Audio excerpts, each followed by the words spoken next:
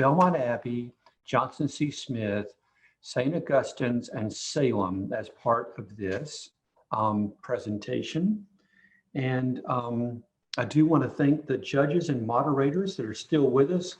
I think what we'll try to do is just introduce you at the end. Sponsors, moderators, judges, thank you for being with us. If the campus coordinators would just take a minute, we'll go ahead and just to build in some time for everybody else to get here. Belmont Abbey, if you would introduce your team, even if they're not in yet.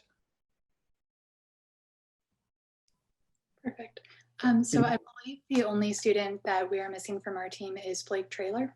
My name is Emily Mickelson. I am the coordinator. And is it okay if I let the rest of my team introduce themselves? Sure, yeah. And just very quickly, your name, and we won't go into any background. Hey, I'm Kaylee Guffey. I'm Isabel Robertson. I'm Carter Keller.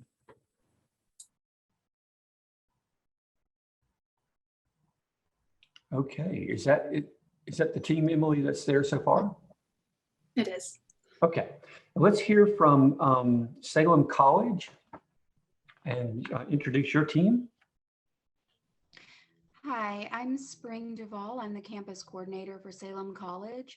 We are missing one team member, Fafa Glover Tay, who's unable to log in today from Ghana, but I'll let the other team members introduce themselves. Okay. Hi, my name is Jasmine, and I'm a teammate from Salem. Hi, I'm Mariana. I'm from Salem. Hi, my name is Khadija, and I'm a team member from Salem College. Hi, my name is Abigail, and I'm with Salem College. Okay. And I've heard from Belmont and Salem. Let's hear from St. Augustine's. Good morning. My name is Shokima Winston. I'm the campus advisor at St. Augustine's University. We're going to follow the lead that everyone else has done. And so we're going to allow our team members to unmute and introduce themselves as well. Great. Hello, my name is Maria Washington. My name is Nakia Yates. Oh, sorry, Tinashe. My name is Nakia Yates.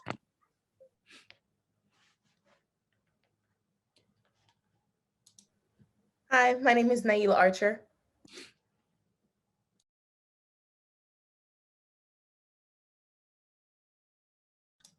And I'm Tinashe Cucherera.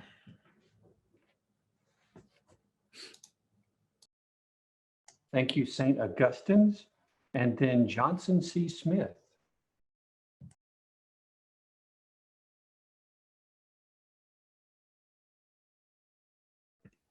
I think, well, I'm from Johnson C. Smith. I'm a student. My name is Jordan Head, but I think our our coordinator is stuck in another breakout room.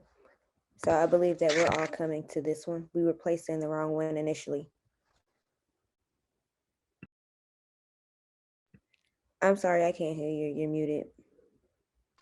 Thank you for reminding me. And tell me your name again. I'm so sorry. Jordan Head. Thank you, Jordan. Okay, well, let us, just so we can get through this, I think I have the entire team from Salem and St. Augustine's. And so I am going to just see, for those of you who didn't know how I did this the last time, I have a cigar box with these types of sticky notes. The number 2 indicating that this is the second session. I am going to see which one I have chosen, and if it's someone that has their entire team here. Is Johnson C. Smith's team here? That's the first one I chose. Well, 3 of the members are here currently. Okay, I'm going to put. We're all here. We're all. Johnson Smith is here now. Yes, thank you. Okay, and if you would introduce introduce yourself and introduce your team, that'd be great. Hi, I'm Laurie Porter from Johnson C. Smith, and our captain is Brandy Barron, and we also have Deja Lisbon and Jordan Head and Kofi Asafuje. Okay. Okay. Laurie, thank you for, I understand your team was put in the wrong breakout room. And thank you for pivoting and being first up. And just so everybody knows, we'll hear from Colleen in just a second when she gets ready to start the clock. 7 minutes, and Colleen will give you a 1-minute warning in the chat. And is Johnson C. Smith ready to go? Okay, I see the thumbs up. And Colleen, are you ready to go? Yes. Okay, so if everyone who is not speaking would mute, and if you would put your cameras in speaker view, and I will mute, and Colleen, if you'll let people know when you're ready to go. All right, Johnson C. Smith, are you ready? Yes, thank you. All right, you may begin. Thank you. My name is Brandy. First, this is a great question. I believe it's very significant to include the perspectives of the younger generations, considering we are the ones receiving the learning. Our stance was solidified and developed from the previous question about vaccinations. And so as we discussed, we came to the conclusion firmly that it is currently that although we're currently learning virtually and hybrid, there is no substitute for learning in a physical stimulating environment. School since spring 2020 has been through a screen. Students are in the house, they're boxed in, and they're living through their cameras, which was something we were usually reprimanded for. And so now the same parents and grandparents who were telling us to put down the phone and put down the computers and go outside and do something are the same ones telling us to log in on time. And so that's very ironic, but you're seeing that human interaction is declining. Furthermore, virtual school does not hold a candle in terms of quality. There are technical issues when it comes to, Zoom classes. There's instability when it comes to instructional time or just sometimes going through instructors. I have a younger brother who has seen 3 instructors within his one academic year. And he's also been released from session hours ahead of time. And so there comes a lack of motivation to even be engaged within the education process. Yes, virtual school is an option, but with the vaccination being available, there's a greater need to resume classes in session. Institutions are far more than just learning sites. Earlier, Mr. Sprayberry alluded to how schools were a safe house for people. And so they're an outlet for students with domestic issues. They provide meals for students with the North Carolina being the 9th popular state and having homeless and the economic gap being so large. Meals were sometimes only provided within schools for students. There's also an exposure from the neighborhood scenes, and schools also give safe spaces to build relationships and for a student to just be a student without any worries. If that is not enough, please consider that teaching is in the public service sector. And so teachers are demanded highly. And while we're seeing now that the world is sick, there's a high need for our healthcare workers and our suppliers, and we thank them for their service, but they are at the call of public need. That same concept applies to our teachers. K-12 education is the principle of the American dream. Imagine an America with no knowledge. I mean, there is no progress. There's no next big thing. The nation's growth will be stunted. So future smartphones, apps, electric cars, food, and innovations would not even happen. So yes, we are in a pandemic, but we must adapt and we must improvise. Virtual classes are not interchangeable or equivalent to class in session within a building. School boards have a responsibility to provide education as long as it is possible. Deja? Thank you, Brandy. In this case, we are ruling on protecting the students. We believe that protecting the students is through education and opportunity. Students should be provided with the best instruction and learning opportunities, even during a prolonged state of an emergency, such as a pandemic. This should be done whether through physical or virtual learning.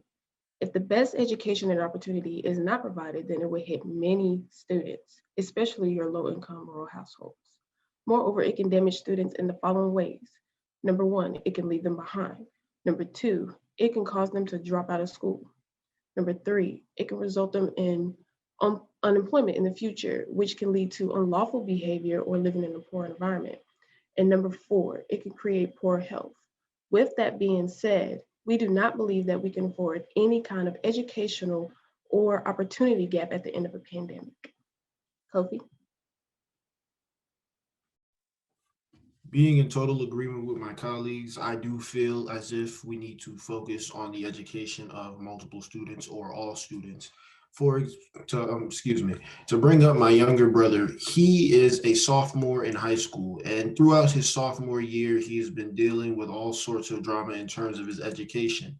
It is the school board's job to focus in on students like my brother, because he has stated to me that he isn't really learning anything. He's just doing assignments, and he's not gaining anything from just doing assignments. Education is a key need so that students can extend opportunities and so that they can do better in life and provide more for themselves. So the main ethical responsibility for school boards is not only to keep children safe, but to provide them with an adequate education so that they may proceed in life. Jordan? Thank you, Kofi. The ethical responsibility of the school system is to ensure that all students have access to equal education, whether they decide to do school virtually or in person, and that no student is penalized during this worldly crisis. Sadly, low-income communities have experienced these penalties. As a Black student, our community has been greatly affected when it comes to resources and equitability. The lack of internet access and devices have increased the opportunity divide and directly affected low-income communities. Therefore, they are suffering the most. I acknowledge that resuming in-person schooling is a risky decision, yet educationally, students are falling too far behind. Certain limitations should be placed, like vaccinations, to help increase the safety of in-person schooling, and it's essential that teachers are COVID insured. Teachers have played a vital role in how efficient learning has adapted to these new living conditions, and they should be valued. And all students' educations need to be prioritized. Thank you.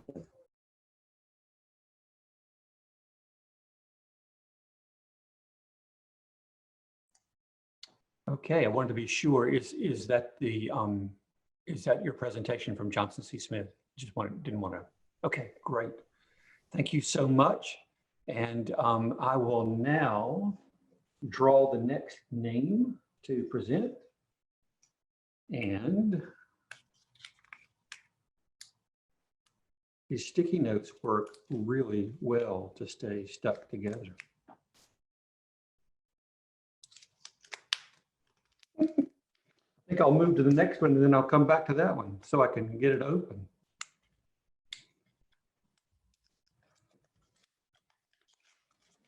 Okay, we will hear next from St. Augustine's University. And if you will let us know when you're ready, and then Colleen will let you know when she starts the timer. Great. Yes, we are ready. Okay. All right, you may begin. All right. Thank you again so much for allowing us to be part of this discussion today. We are really excited when we find out this is going to be one of our cases, because it's one of our favorite to discuss in our practice time. We would like to state that our team believes that it is the ethical responsibility of the local school boards across the nation to fully reopen and allow families the option to return in person. However, families should not be required to take this option if they still feel it doesn't go along with their family plan and what's best for them and their children. I would like to thank Johnson C. Smith for their wonderful argument and acknowledging some of the points that we also felt were really important for this discussion. It's great to see others in society are kind of on the same wavelength as us.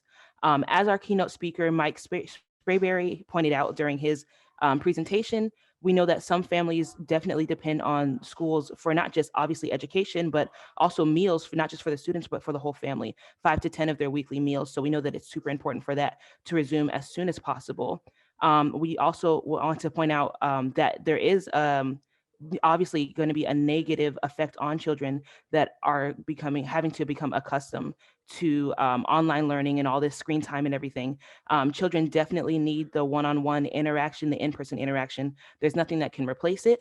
And as you'll hear from my teammates, Nakaya Yates, she's going to touch on the perspective of her own young child, and her being a young mother that's also in school and having to balance making sure her child is getting the best education and the best attention while she's also doing her own thing. Naila Archer is going to touch on her experience working for the YMCA and how they are able to help the children remain socially distanced and keep them healthy and safe, and regularly test them and teach them how to wear their masks on and whatnot. It is not impossible to teach the children how to adapt to what's going on so that they can get the best education possible. And then Tinashe Cucharera is also going to give out a risk benefit analysis, because we understand that there are some negative aspects to it, which is why we don't feel that families should have to put their children in school. However, we do believe that the option should be open to anyone that needs this, because there are families that are not able to give their children the best attention in homeschooling. And with that, I'm going to pass it on to Nikaya. Thank you, Maria. As Megan Collins stated in an article, she said that school-age children rarely die or become seriously ill from COVID-19, which is why, we as a group ethically think it is responsible for schools to open up, because not only is it ethical for them to be able to have the food resources as mentioned earlier, but as well as they're missing out on the education that some parents may not be able to provide because they're either having to go to work or just not able to, give them the full attention as they need if they have other children. They're also lacking social and emotional development. And as me being a young mother, as Maria also mentioned, I am a full-time mother and I am a full-time student and I work as well. And so I'm not able to give my daughter everything she needs to be successful. Even though she's only 4, she still has a long way to go. But as being a mother, it's very difficult to be able to provide what she needs necessity-wise, as well as what she needs educational-wise. And I think it's very ethical that we open it, because that allows us as parents to be able to provide the necessities, while there are teachers who are, as mentioned by Johnson Smith, they are public workers. So they're there to help us as a whole. And I pass it on to my colleague, Naila. Thank you, Nakia. While, as Maria stated, I do work at the YMCA, so I do see how this pandemic and working in public schools also affects the children firsthand. But I do have 3-year-olds who are able to understand that you have to have your mask on, you have to socially distance. They know where to sit at lunch tables when nobody has a mask on. They know if we're able to teach children how to not panic when a fire alarm comes on, then we can teach children how to socially distance in schools. We can teach them that wearing these masks and protecting us overall and protecting themselves in school, and how they can adapt to all of these drills, especially school shooting drills, which is something that is fairly recent. We taught children how to lock down. We taught children how to adapt to all of these situations. So if they can figure out how to do that, and if schools and children go to school to learn these different drills, so this is the actual perfect place for them to learn about the pandemic and learn about how to protect themselves in and out of school. And as I stated before, if my 3-year-old can do it and can understand that when he needs a break from his mask, he has to stand away from other children and stand in a corner, then high schoolers, middle schoolers, and any other grade can understand how to adapt to a pandemic. So it is not impossible for schools to open up publicly. So now I will pass it on to Tinashe to close out. Thank you very much, Naila. And I really want to acknowledge the negatives of opening schools. We understand that with the coronavirus, 8 in every 1,000 kids are able to get the virus and show any symptoms. I mean, although this might not be a huge number, it will be different if it is your kid who gets the virus. But as stated in the last paragraph, that the academic of pediatrics emphasized that with adequate social distancing and opening schools, we might mitigate some of the damage that online learning is causing. Some of the negative impacts that have happened from moving to online learning, as stated in paragraph 2 and 3, we see that some of the children do not have Wi-Fi so that they can connect and get into these Zoom classes. We also understand that is as stated by Maria in our opening that, and also by Jason C. Smith, some of these families depend on the food and the meals that are given by the schools. And also we believe that parents are being forced to stay at home and not go to work so that they can educate their kids.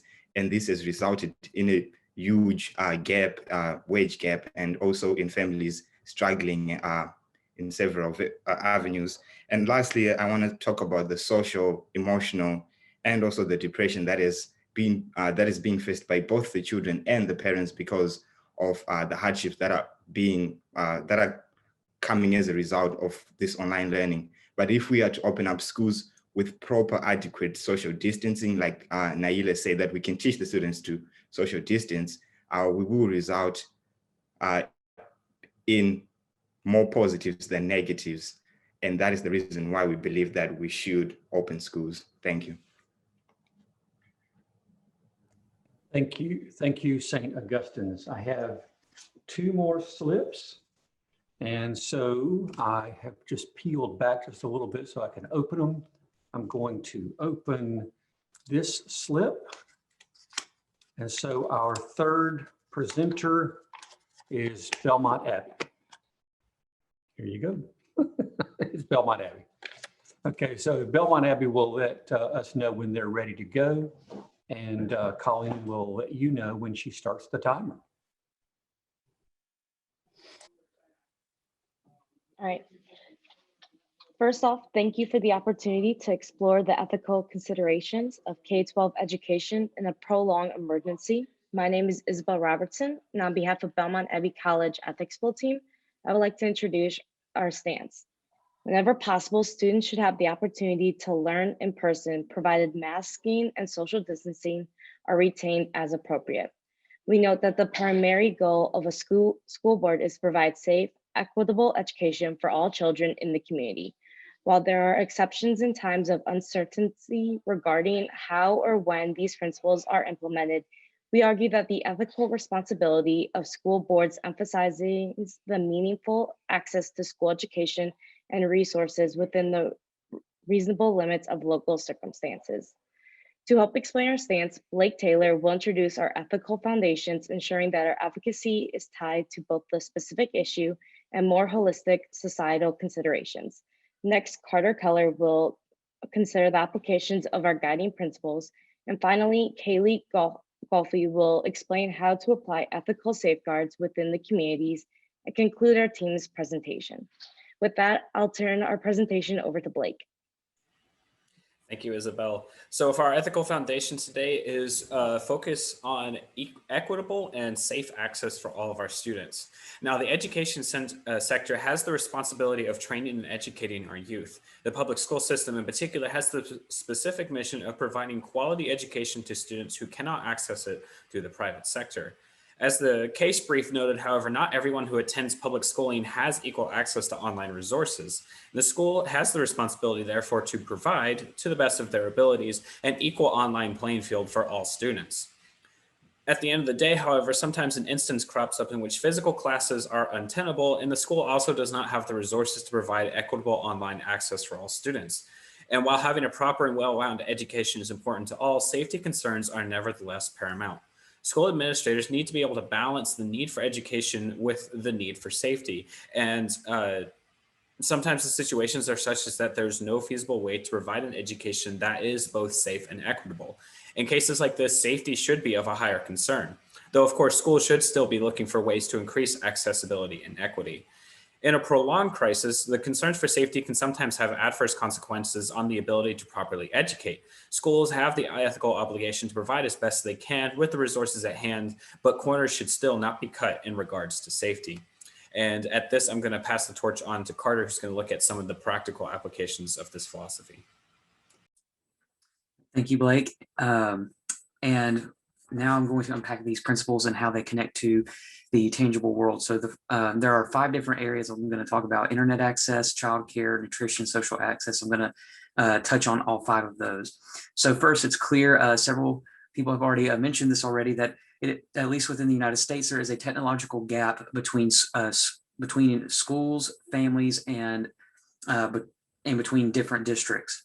And so in districts where income is higher for the families, not only do the families themselves have a higher or more access to than lower income families to technological resources, Wi-Fi, things of that nature, the district as a whole and the schools that those families attend also have more access because they're able to provide more funding to those schools.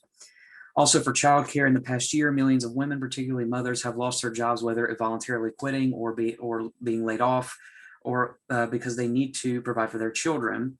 And the lack of school access causes some families to lose their income, and that perpetuates the cycle of inequity that's already present. In addition, it is well known that extreme poverty in inner cities as well as isolated rural areas cause children to have the hunger rates for students increase astronomically, because some students can't get the proper nutrition, or they can only get one meal a day, or that they normally would eat at school, but now they can't get that meal. And also, all of this is kind of capped by the reality that the human race is not meant to be isolated, and social access is provided by the schools. But while the schools cannot fully rectify this, but in a crisis, they can certainly help by providing equitable access for students across the board, while providing equitable safety. And I'm going to pass this on to Kaylee, who's going to talk more about how to preserve equitable safety in the event of a prolonged crisis, keeping these factors in mind. Thank you, Carter. The CDC and pediatricians have recommended that children should be in school in most cases, even during an emergency such as the COVID-19 pandemic. Numerous studies have found that schools are not a large contributor to community spread when social distancing and masking are maintained. As a result, it is possible to open most schools while retaining health and safety. Guidelines, including health recommendations made at the state and national levels, should be considered and implemented where relevant and possible. Simultaneously, school boards should note how conditions in their community may be unique. For example, districts with lower positivity rates may feel more confident with slightly larger classes, while students who have unique needs may need individualized accommodations. In the event that a school needs to be closed for immediate safety needs, school boards retain the ethical imperative to find creative solutions and provide resources to families that rely on them. This may be like setting up a school lunch pickup or providing additional tutoring support when classes resume, or other examples like that. Nevertheless, school boards can't solve societal wealth inequality single-handedly, so they should focus on making conditions as safe as possible for students returning to school. Even for schools that have the resources to provide laptops to students, like has been mentioned before, reliable household Wi-Fi access is generally outside the scope of what a school board can receive and provide. To conclude, we would emphasize that the school boards should remain focused on their mission to provide equitable access to safe educational settings. Understanding that other emergencies can be unpredictable, we would similarly note that these are guiding principles. There may be instances where national, state, or local problems require additional support and considerations. We simply ask that the school board members take into account the present circumstances and needs of their individual communities and its families. With that, we conclude our presentation and look forward to hearing from our colleagues. Okay, thank you, Belmont Abbey. And our fourth and final team to present will be Salem College. And if you will let us know when you're ready, and then Colleen will let you know when she starts the timer. We're ready whenever you are. All right, you may begin. Thank you, NCICU, for organizing this conference and allowing us to participate today.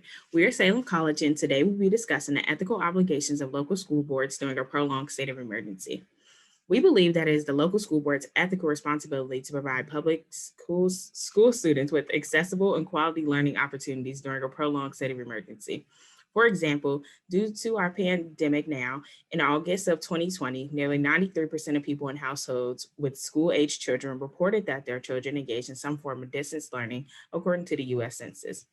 Since local school boards are major stakeholders and determine the operation of schools in their districts, this is because local autonomy and context is important. As a result, it is their responsibility to work collaboratively with the community and other stakeholders to find innovative and effective ways to deliver education by channeling both external and internal resources in the most relevant and appropriate way for the community that they serve. Now I'll pass it on to my teammate Mariana to discuss our theories. Thank you, Jasmine. We will be using two theories to support our argument. First, state consequentialism, which is the belief that the moral worth of an action should be based on how much it contributes to the stability of a state.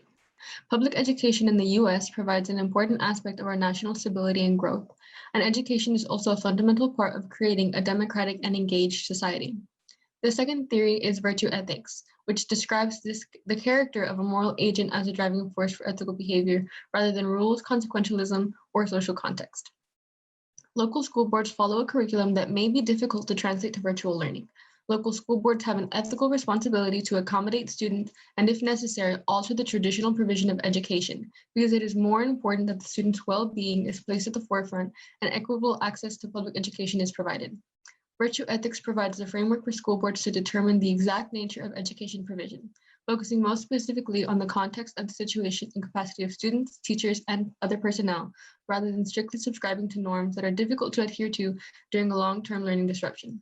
The character of the school board and its subsequent decisions should be empathetic, flexible, and innovative. I will now pass it to my partner, Khadija.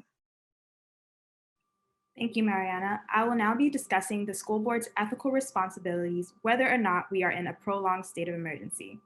Some of this can be in the form of providing learning opportunities for students through appropriate modules. So whether or not this is through administering physical assignments or utilizing online learning tools, educational and learning opportunities should be provided during a prolonged emergency. We also believe that supplemental resources should be available to students. This could include things such as speech therapy, special education programs, tutoring, mentorship, and etc. This is because schools are not just places for memorization and standardized tests, but for social and emotional growth. As a result, school boards should ensure that resources that contribute to the development of the whole child are also offered in the midst of an ongoing state of emergency. We also believe that it is important to distribute meals to families who normally depend on them, because parents are taxpayers whose dollars contribute to things like school lunches, breakfasts, etc. These are all examples that can be justified by state consequentialism as they contribute to the health and welfare of families and individuals, which in turn contribute to the stability of the state. Further, with this particular context of the pandemic, we have seen how it has exacerbated educational inequalities. For example, as the case mentioned, the city of Boston had really low attendance rates when remote learning first began, with only 20% of the district's population showing up to online classes. This figure was especially concentrated in the city's Black and Latinx population, showing how the change disproportionately affected some of the city's demographics. This additionally highlights the needs for school boards to accommodate the realities of their students by examining relevant data that can show where disparities lie and taking additional steps to make up for that. I'll now pass it on to my partner, Mariana, to discuss additional responsibilities that a school board can undertake. Thank you, Khadija.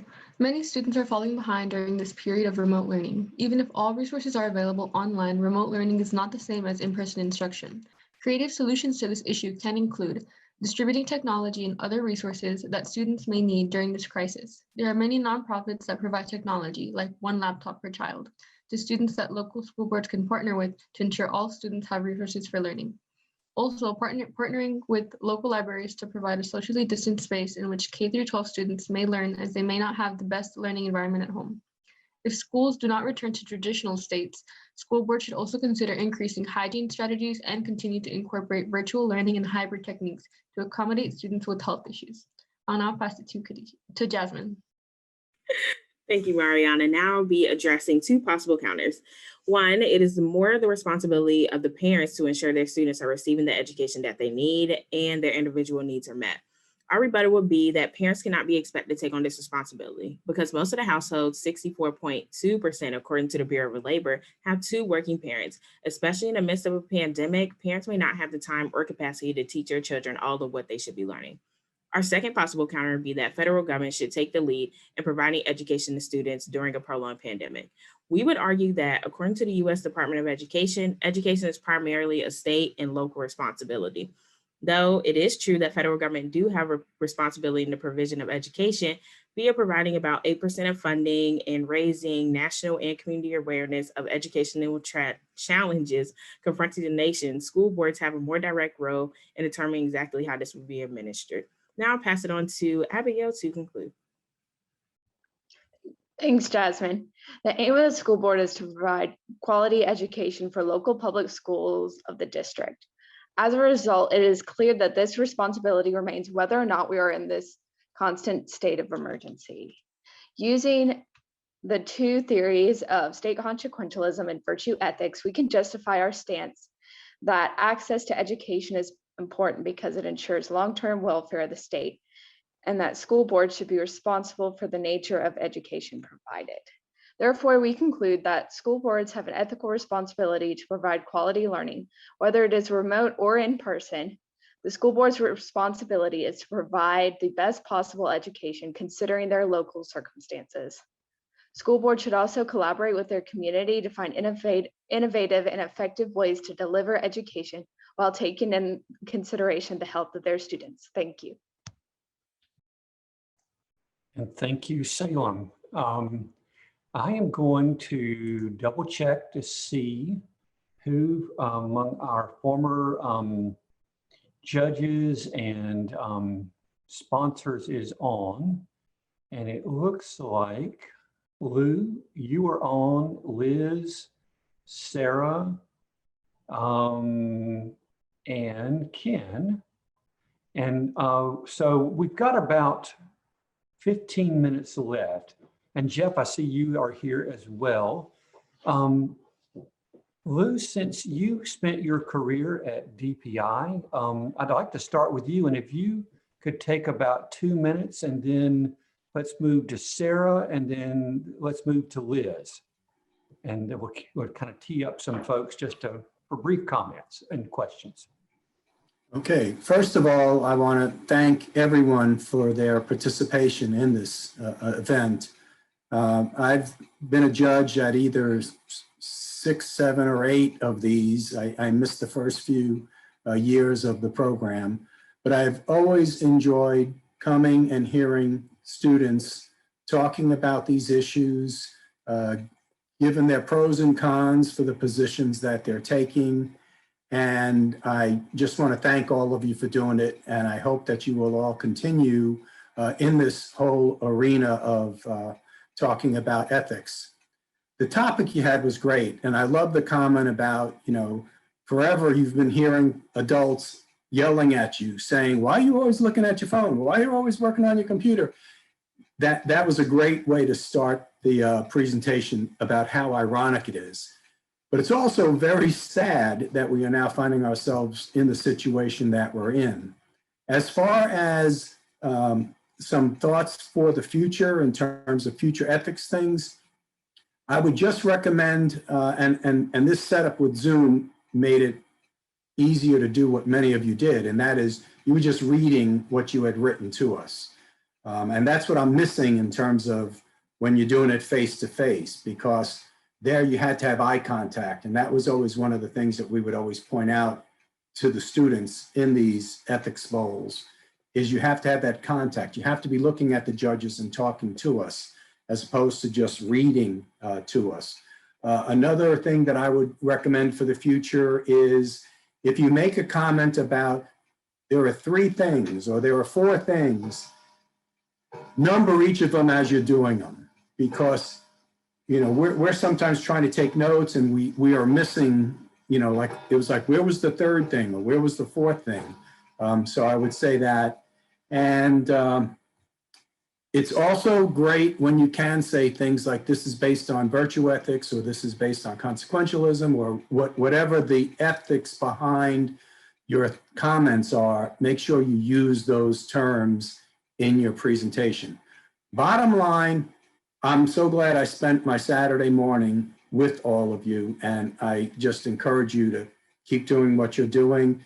Hopefully the face-to-face will be coming soon, and thank you for doing what you're doing. Thank you, Lou. And I think Sarah said you next, and then Liz, you're on deck after Sarah, and then Jeff, if you would follow Liz. Thank you. And again, just such a privilege to be here. I've been a judge for 6 or 7 years and a moderator as well. And just really want to congratulate all of the teams on the enormous amount of research that you've done, the clarity of your arguments, and the passion that you brought to the topic. I thought all of the teams did a good job of really asserting the critical role that schools play in our society, both in terms of learning, the development of social skills, and the important role of schools as a safety net in redressing social inequities. I felt that Belmont Abbey and Salem did a particularly good job of laying out a strong position, clarifying throughout their presentation why they had taken that position, establishing from team to team member a strong narrative through line, and then also taking a good approach to addressing the counter arguments. It was interesting to me in particular that Belmont Abbey talked about, the equitable safety, and I felt that your position was coming down on it wasn't really the role of schools to redress social inequities, where I heard Salem taking the opposite point, that it was really up to the school boards more than the parents or the federal government to be entrepreneurial and innovative in addressing some of the challenges. I thought all the teams did a good job of laying out their positions, but really wanted to compliment Belmont Abbey and Salem in particular. So thank you. Okay, Liz.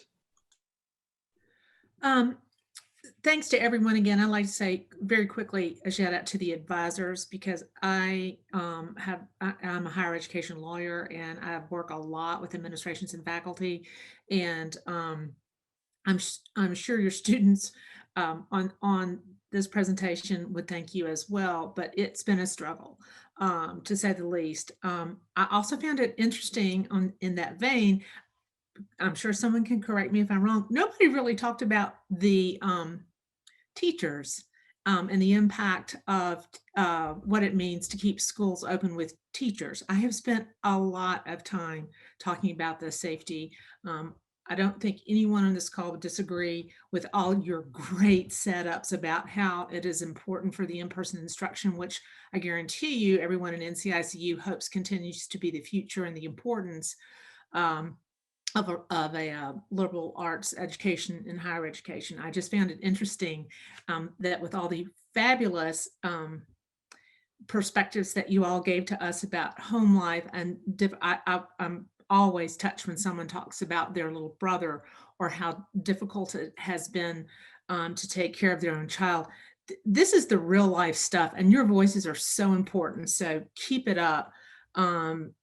Don't lose your voice as you continue through school. I thought St. Aug's had a particularly good info setup in their structure.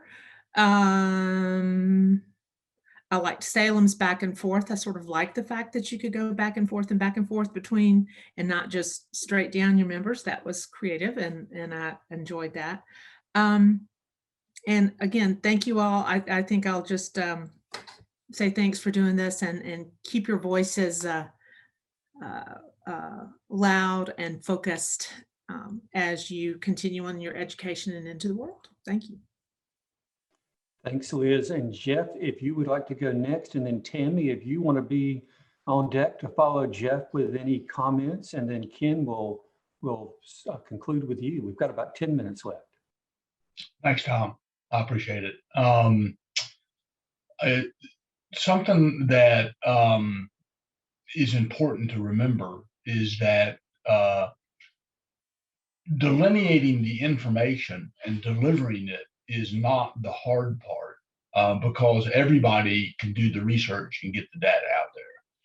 The hard part is saying it in a way that is convincing the other people that you're addressing that you are correct.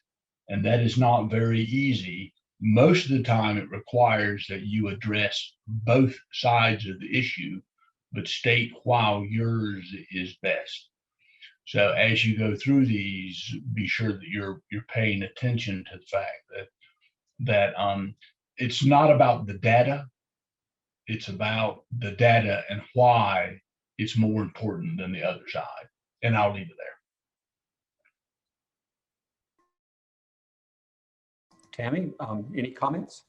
Yeah, so I think I'll probably piggyback on what Jeff said. Anytime you're wanting to establish a fact, right, and you're saying this is 1, 2, 3, and 4, and I think someone else has said it earlier, make sure that you stop and establish why you feel that, and make sure that you have those facts to support your either for it or your opposition to it.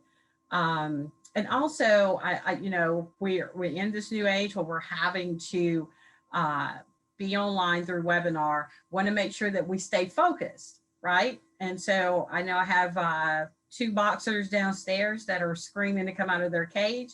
And so it'll cause me to have to keep turning this way or turning that way. So I just want to encourage you just to make sure that you stay focused so that what you are delivering comes across in the professional way that it needs to come across. So just stay engaged and stay focused on your delivery. That's all I have to say. Guys are doing great. Thanks, Tammy. And Ken, any concluding remarks? We've got about 7 minutes. Yeah, I don't think I'll go 7 minutes, but I will say I thank you for all you've done and for the students for putting the effort into this.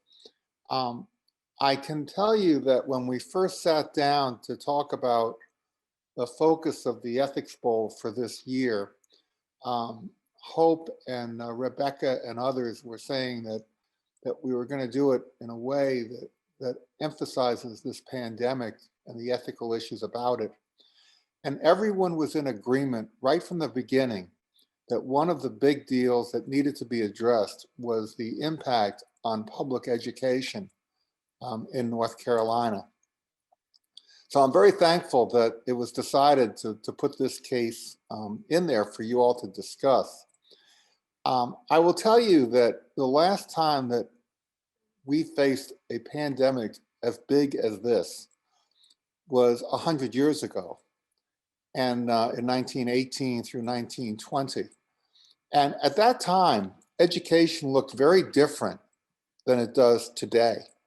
I think most people barely could read and write and get out of elementary school, much less go to college or high school. We have a very different situation. So in many respects, the whole idea of public education and how we deal with it in times like these, this is the first time we've really had to focus on that.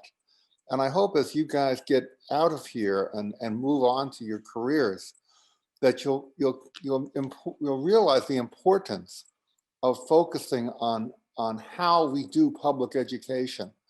And I think for so many years, we have neglected basic things in our public schools, such as the ventilation, the safety of our school systems. And I think that's important. But I think that as you graduate and move on to your careers and the rest of your lives, that the whole idea of public education, what it means and how we do it, is really going to be up for discussion and debate. And I think this pandemic has really focused us on that issue, which we've ignored for so long. Because ultimately, it's the students, the children in the elementary and high school years who are most directly impacted by a failure of public education. And I think that you're very smart in addressing it and thinking about it and trying to do it ethically, particularly in this time of, I would say, pretty dramatic circumstances. And so I congratulate you on that. And I hope that this will be an inspiration for you as you go forward in life to understand that we need a good, strong public school environment, and that this will encourage you in your lives to work toward that. And so I thank you for addressing this. I think this is a very important case. And as I said, when we first talked about this many months ago, Hope and everyone else was of the view that we needed to have at least one case on the impact of the pandemic on public education. So with that, I will say thank you to all of you and for your efforts. And I hope that those of you who will be back next year in college will think about doing Ethics Bowl once again. That's all I have. Thank you, Ken. And I want to just take a minute, and then I want to see if there's any remarks that our coordinators would like to make. We have about 5 minutes left.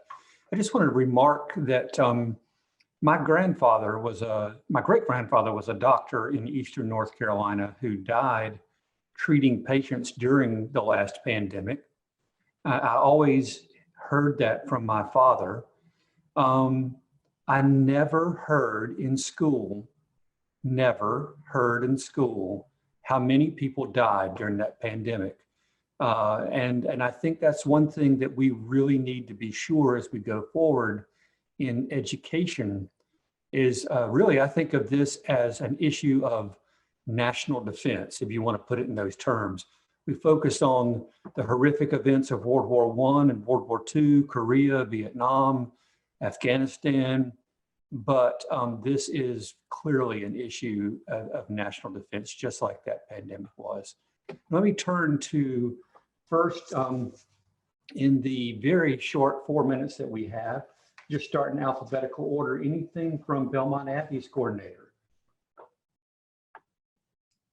So I just want to take a minute to congratulate all of the teams again. I know from experience that it has been a very different year in terms of preparation, both trying to balance the really significant questions in the cases, but then also learning how to communicate that through a technological approach. So for all of the students, especially those who are either used to a very different ethics bowl or who are learning how to do the ethics bowl for the very first time, thank you for all of the work that you have put in, and you've done a fantastic job today.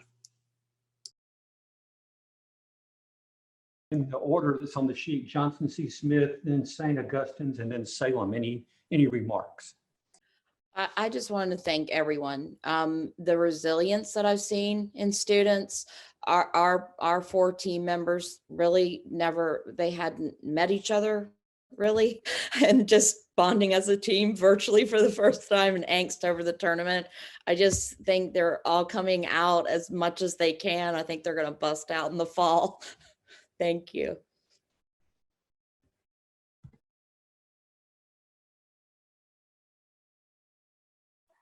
It looks like we're going to lose our breakout session. So I was just want to acknowledge, I think everyone did a really awesome job.